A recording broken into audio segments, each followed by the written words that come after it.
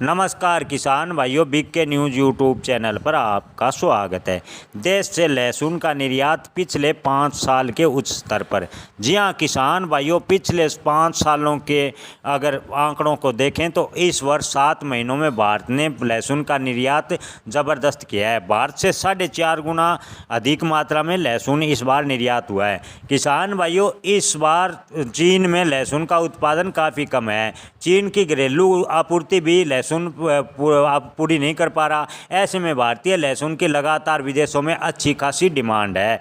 बात करें मई 2023 तक भारत के लहसुन निर्यात की तो 20,181.10 टन लहसुन निर्यात हो चुका है, जो कि 7 महीनों में 4.5 गुना अधिक है। यानी 7 महीनों में 4.5 गुना अधिक मात्रा में भारत सरकार ने इस बार लहसुन निर्यात किया है। भारत से लगातार लहसुन मलेशिया, बांग्लादेश, नेपाल, यूएई, अफगानिस्तान आदि देश लगातार डिमांड बनाए हुए हैं। भारत से लहसुन की मांग अच्छी खासी है। ऐसे में आने वाले दिनों में जानकारों की माने तो लहसुन के भाव 230 रुपये प्रति किलो के पार भी जा सकते हैं। किसान भाइयों, जैसे जैसे मानसून जोर पकड़ेगा वैसे वैसे लहसुन के भाव में तेजी आना स्वाभाविक है। जानकारों की माने तो आने वाले दिनों में लहसुन के भाव में अच्छा खासा सुधार देखने को मिल सकता है। धन्यवाद।